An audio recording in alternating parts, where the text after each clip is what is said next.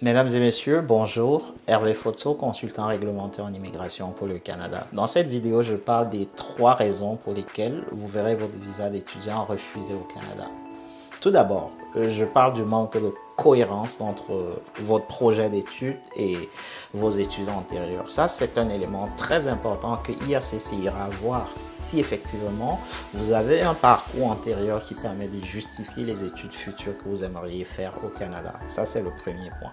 Le deuxième point sur lequel l'agent d'immigration qui étudie votre dossier pourra s'appuyer, c'est l'adéquation entre le profil financier de votre famille et avec, si bien sûr vous êtes soutenu par votre famille, comme c'est le cas pour la plupart, le profil financier de la famille et le coût du programme et le coût du projet dans l'ensemble d'immigration au Canada. Donc ça sont les éléments principaux qui vont attirer l'attention de l'agent.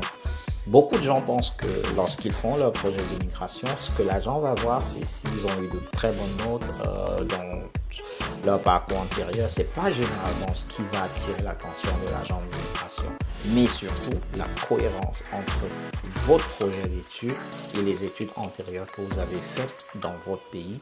Et sur la base de cela, ils vont voir si effectivement le projet que vous avez, les moyens que vous avez en même temps permettent de répondre aux besoins de ce projet. Et ultimement, ce qu'un agent d'immigration pourra aussi aller chercher dans votre dossier, c'est les liens d'attachement entre vous et votre pays d'origine. Ça, c'est un élément capital parce que un visa de résident temporaire, je veux dire, un visa d'étudiant, c'est en principe un visa de résident temporaire. Donc, vous devez être en mesure de prouver qu'il existe des motifs pour lesquels vous devez rentrer dans votre pays à la fin du programme d'études.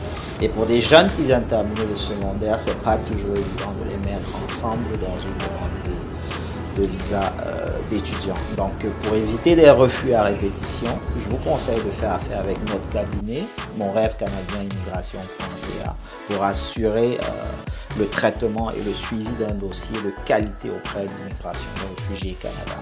Donc, à très bientôt pour la prochaine vidéo.